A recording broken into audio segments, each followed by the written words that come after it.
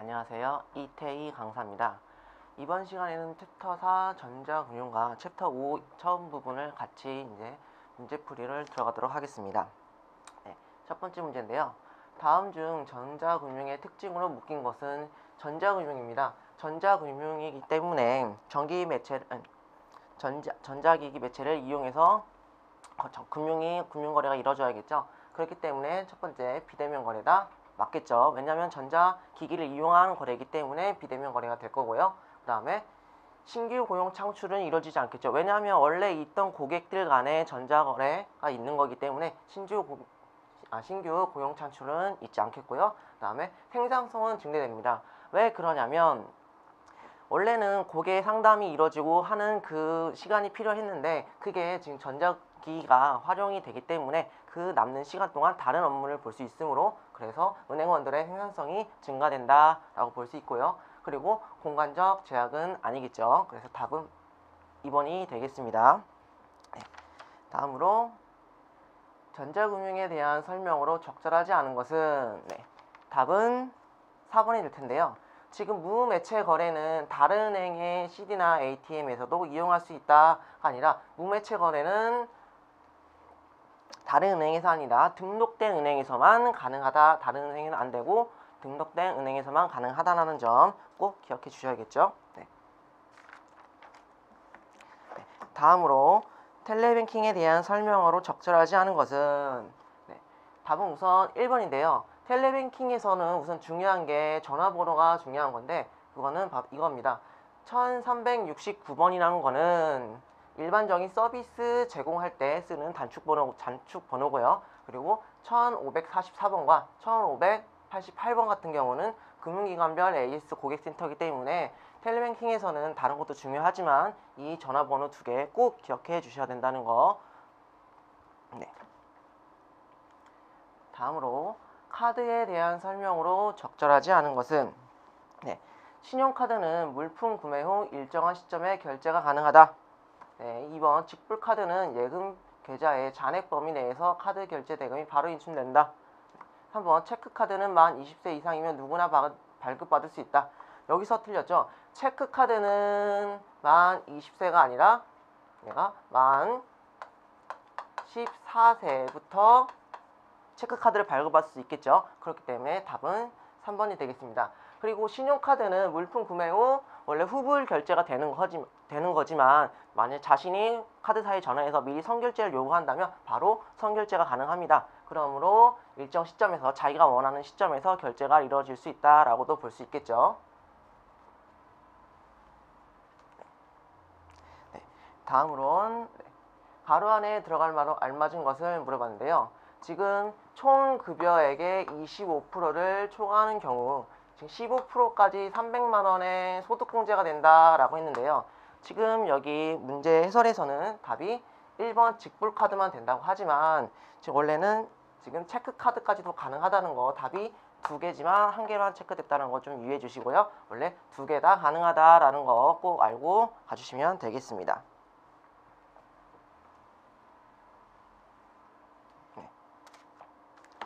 다음으로 가로 안에 들어갈 말로 알맞은 것은 일정한 금액이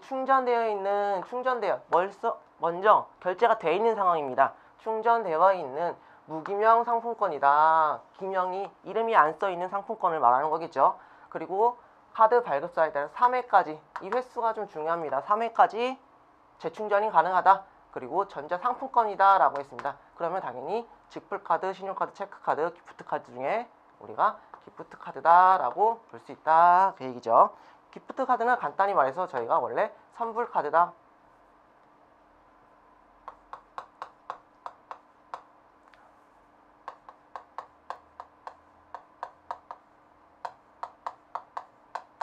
선불카드다 라고 보실 수 있겠습니다.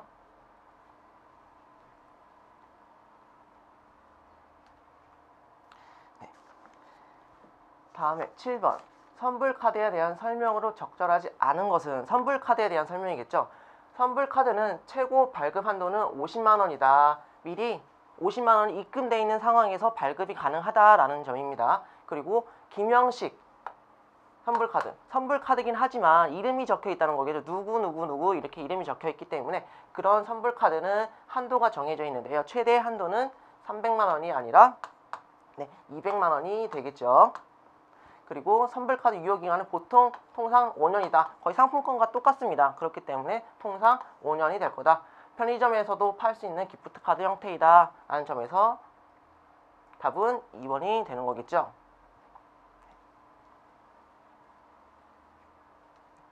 다음으로 8번 문제는 지금 문제에서 좀 오류가 있어서 안 푸셔도 되실 것 같고요. 다음으로 9번으로 바로 넘어가겠습니다. 다음도 카드 종류에서 나오는 건데요. 지금 여신전문금융법에 따라 최고 발급 한도가 50만 원이다. 방금 전에 했던 문제와 유사한 똑같은 문제죠. 그러므로 50만 원으로 제한되어 있는 카드는 당연히 기프트카드다라는 거. 똑같은 문제지만 여러 번 강조해도 되는 문제이기 때문에 다시 한번 꼭 짚고 넘어가 주셔야 되겠습니다.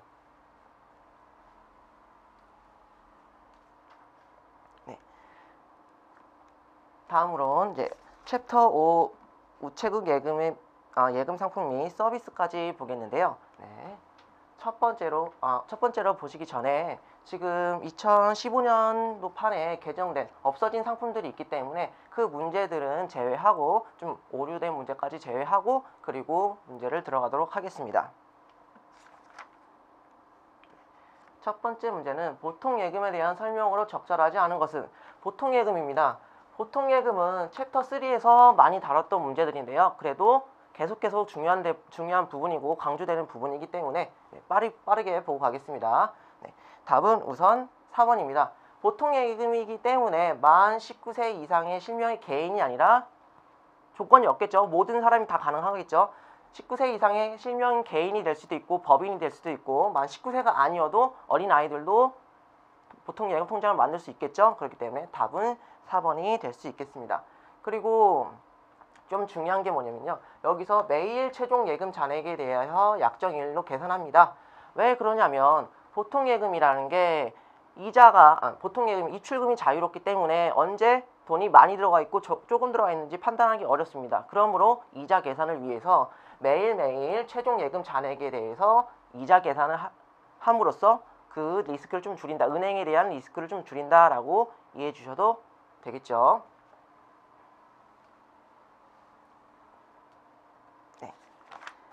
다음으로 4번을 보시겠는데요. 원래 문제 가로가 있어야 되는데 원래 여기 앞에 가로가 있어야 되는데 좀 생략됐다는 점 이해해 주시고 문제를 보겠습니다. 우체국 예금의 경쟁력 강화를 위하여 실명의 개인이 가입할 수 있고 예금별 차등 고금리를 적용하는 예금 상품으로 입출금이 자유로운 상품이다.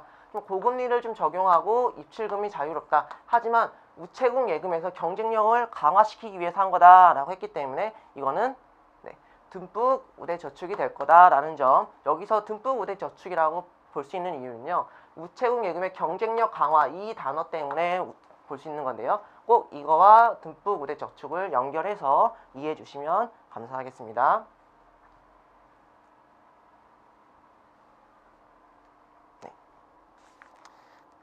다음으로 이포스트 뱅크 예금에 대한 설명으로 적절하지 않은 것은 이라고 했는데요. 지금 이 예금은 통장이나 이렇게 물무로 눈에 보이는 게 없이 그냥 계좌만 존재해서 폰뱅킹이나 기기를 사용해서 하는 업무 보는 계좌이겠죠. 그러므로 별도의 통장은 발행하지 않는다라는 점 꼭 기억해 주시고요. 그리고 인터넷 뱅킹을 가입한 실명의 개인이 가입할 수 있는 거다. 인터넷 뱅킹을 가입한 개인이죠. 라는 점도 체크해 주시고요. 공과금, 급여, 연금 등에 대한 자동이체 기능이 제한된 게 아니라 가능하다는 얘기죠. 그래서 답이 3번이고요. 지금 4번에 좀 보기가 조금 수정이 필요한데요. 저축예금은 이포스트 뱅크 예금 전환할 수 있다. 바꿔주고 문제를 풀어주시면 되겠습니다. 답은 3번이고요.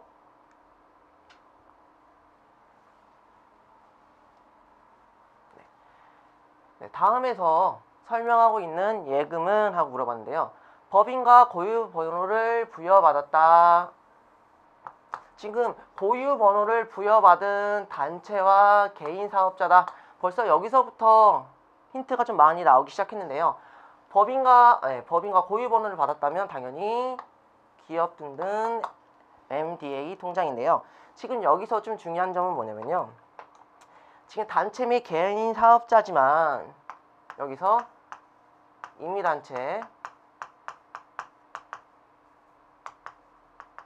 임의단체는 제외됐다는 점 꼭 체크해 주시고 가셔야겠습니다. 단체 및 개인 사업자 모두 되지만 임의단체는 제외된다는 점 꼭 기억해 주시고 가시면 되겠습니다.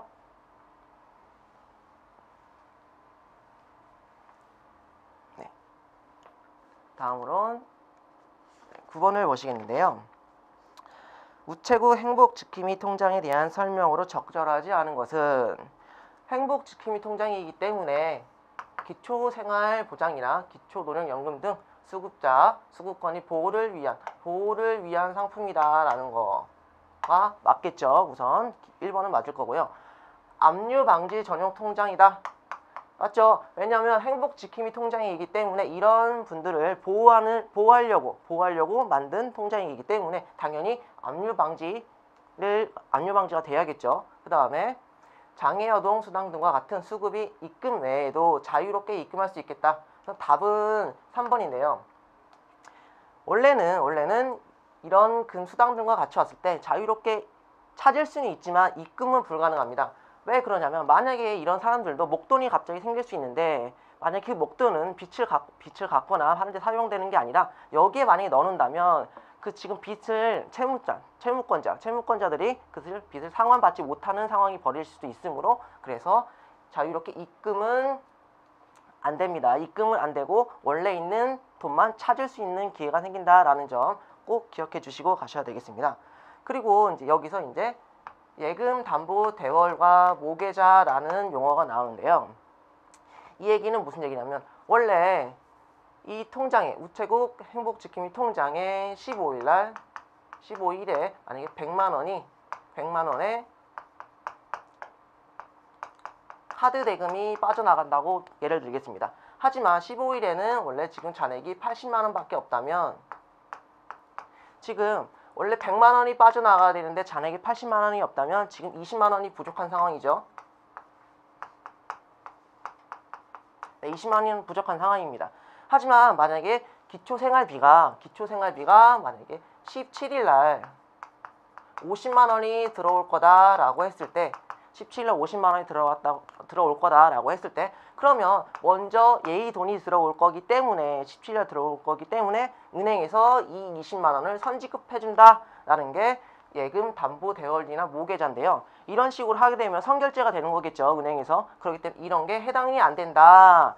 만약에 이런 식으로 20만 원이 부족한 상황이라면 직접 우체국에 가서 나머지 이때 받은 50만 원을 가지고 은행에 가서 직접 20만 원을 입금해 줘야지만 이 계좌가에 결제가 마저 이루어진다라고 이해해 주시면 되겠습니다.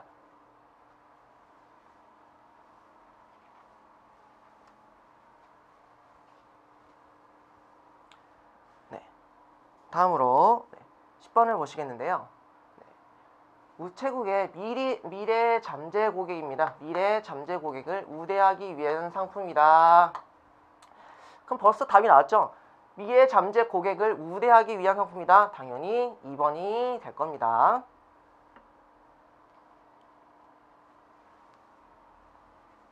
네. 12번을 보시겠는데요. 설명하고 있는 상품은 국민연금 수급권자에 여기서도 힌트가 좀 많이 나오겠죠. 이런 상품명이 나왔을 때 이런 설명이 있다면 이런 거랑 좀 매치시켜서 같이 외워주는 것도 큰 도움이 될 텐데요. 국민연금 수급권자입니다. 그러면 벌써 1번부터 4번의 보기를 봤을 때 당연히 답은 3번이다 라고 확신을 갖고 체크해 주시면 되겠습니다. 그리고 국민연금 수급권자 연금 수급권 권리를 보호하기 위하여 압류금지 전용 통장이다. 압류가 안 된다는 거 꼭 기억해 주시고요. 네. 입금이 가능하다. 근데 이 우체국 국민연금 안심통장의 특징은 아까 앞에서 말한 통장 다르게 입출금이 자유롭다.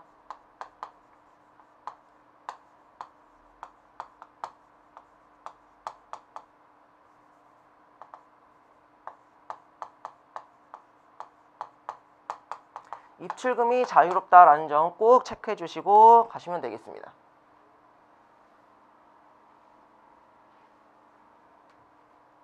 네. 다음으로 13번을 보시겠는데요.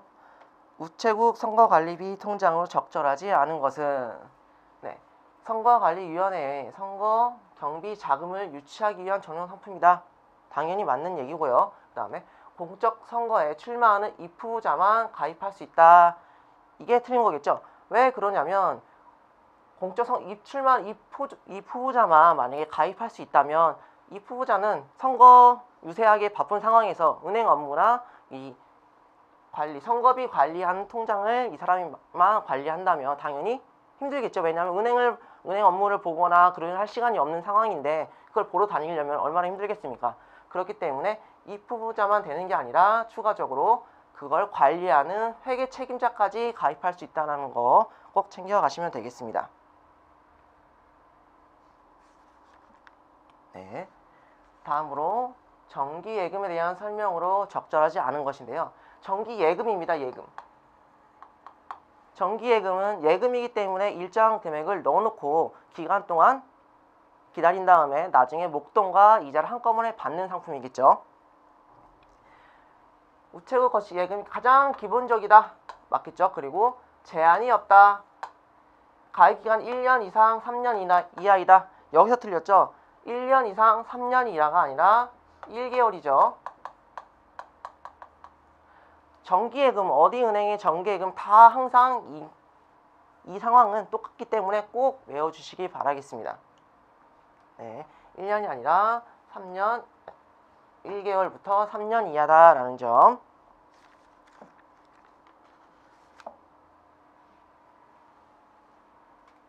네, 15번을 보시겠는데요. 네, 다음에서 설명하고 있는 상품은 여기서도 벌써 문제에서 힌트가 많이 나왔는데요. 인터넷 뱅킹을 통해서 한다. 인터넷 뱅킹을 통해서 한다. 그리고 전자금융 전용 상품으로 자동이체 및 약정 인터넷 판매 상품 가입 시 우대금리를 제공하는 고금리 정기예금이다. 만약에 인터넷을 통해서 가입한다. 인터넷을 통해서 가입한다고만 나오면 3번과 4번이 모두 될 수 있겠죠. 하지만 여기서 고금리 정기예금이다 라고 했기 때문에 답은 4번만 가능하다는 점. 이런 식으로 앞만 보고 문제를 풀었을 때는 조금 틀릴 수도 있지만 우선 다 보고 나서 답을 보면 4번으로 요약된다는 점 체크해 주시면 되겠습니다.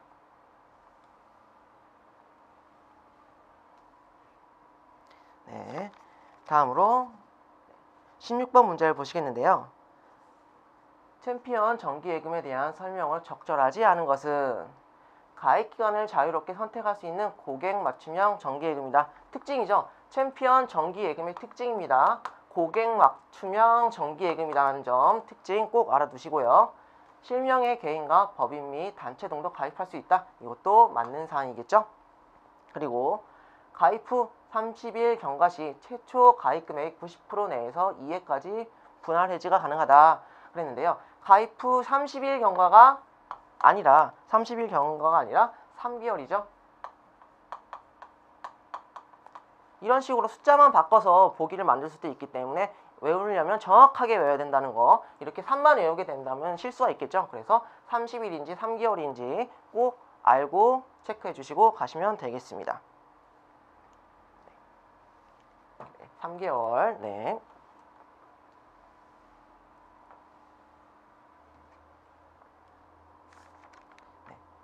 다음으로 18번을 보시겠는데요. 이웃사랑 정기예금에 대한 설명으로 적절하지 않은 것은 이웃사랑 정기예금입니다. 그러므로 답은 3번이겠죠. 적용 이율 중에서 사랑금리 최고 연 2%가 아니라 연 3%입니다. 연 0.3%입니다.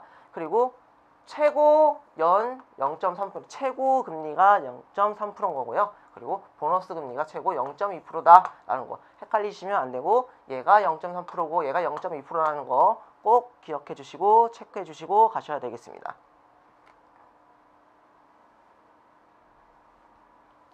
네. 다음으로 실버 우대 정기예금에 대한 설명으로 적절하지 않은 것은 만 50세 이상을 대상으로 하는 상품이다. 맞겠죠? 만 50세 이상으로 대상으로 하는 상품이고 500만 원 이상 단위로 가입할 수 있다. 500만 원이 틀렸죠? 500만 원이 아니라 1000만 원입니다. 1000만 원 단위로 가입할 수 있다. 그리고 최고가 입금액에 제한이 없다는 점. 특징이죠? 특징이기 때문에 이거 꼭 기억해 주시고 가셔야 되겠습니다. 그리고 실버 금리는 최고 연 0.1%가 우대되고 보너스 금리로는 0.3%가 우대된다. 이렇게 숫자가 조금 많이 나오기 때문에 헷갈릴 수도 있지만 꼭 체크해 주시면서 외워 주셔야 된다는 점 꼭 알고 계셔야 됩니다.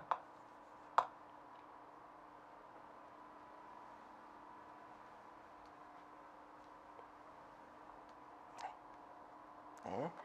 다음으로 2040 알파 정기예금에 대한 설명으로 적절하지 않은 것은 급여 이체 시 개인 사업자 우대금리는 0.1%다.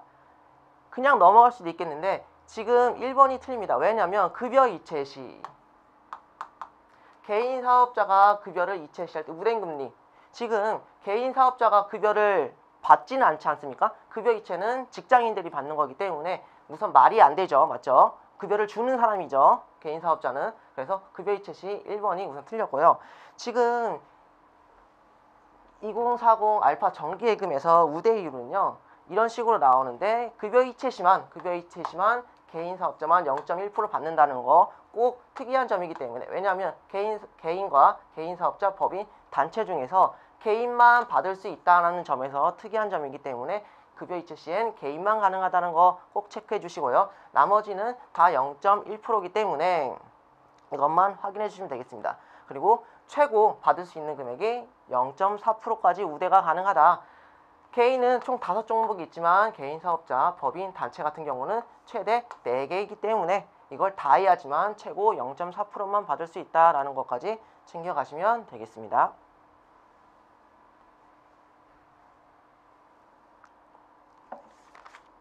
네. 다음으로 설명하고 있는 상품을 하고 물어봤는데요. 언제 어디나 간편하게 가입할 수 있고 스마트폰 뱅킹이다. 스마트폰 뱅킹. 스마트폰을 사용해야 된다라는 점에서 답은 스마트 정기예금이 되겠죠. 이런 식으로 문제에 있는 설명하는 것만 잘 파악하더라도 보기에서 체크하기가 쉽습니다.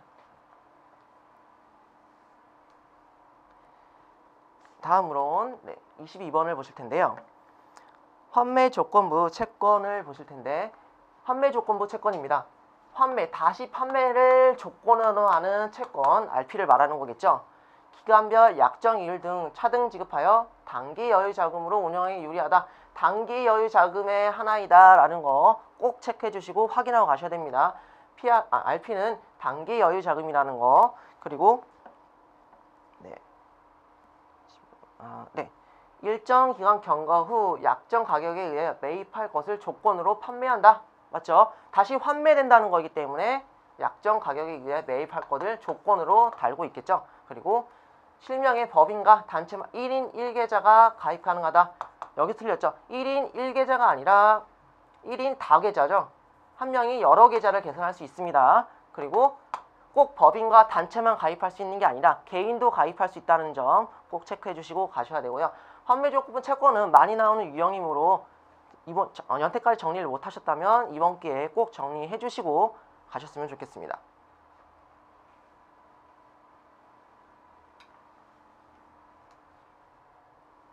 네.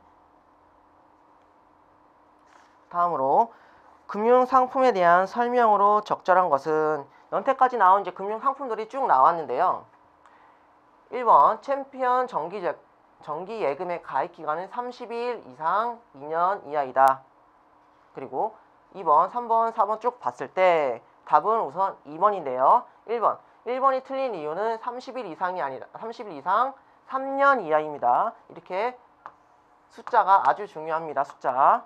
그리고 3번 이용자에게 연 0.3%가 아니라 0.2%가 되겠죠. 그리고 4번에서는 0.4%입니다. 앞서서 했던 문제들을 종합해서 낸 거기 때문에 이 숫자들만 잘 파악해 주시고 하시면 쉽게 풀 수 있는 문제가 될 수 있겠습니다.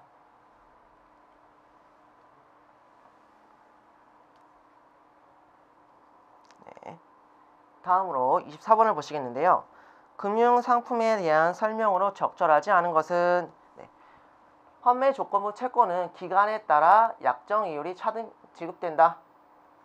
환매 조건부 채권입니다. 왜 그러면 기간에 따라 이율이 달라지는데요. 왜냐면 기간이 긴 거와 짧은 거는 다르겠죠. 왜냐하면 기간이 길면 당연히 은행에서 활용도가 높기 때문에 이자를 좀 더 많이 줄 거고요. 기간이 좀 짧으면, 생각보다 짧으면 당연히 이자를 조금 주겠죠. 그래서 기간에 따라 약정 이율이 차등 지급된다는 점 꼭 기억해 주셔야 되겠죠. 그리고 2번 실버 우대 정기예금은 1,000만 원 이상 가입할 수 있다. 앞서 확인했었죠. 앞서 1,000만 원 이상이어야지만 가입할 수 있다.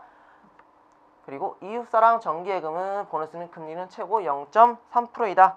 0.3%이다. 여기서 틀리겠죠. 0.3%가 아니라 0.2%입니다. 이렇게 숫자가 지금 짜지구리하게 좀 되게 많이 어렵게 나옵니다. 그렇기 때문에 꼭 책과 옆에 두시면서 확인해 보시면서 문제를 풀어주시면 감사하겠습니다. 그리고 정기예금의 급여시 2천이 개인에게만 0.2% 우대금리를 적용한다.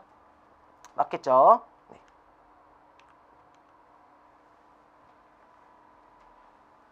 네.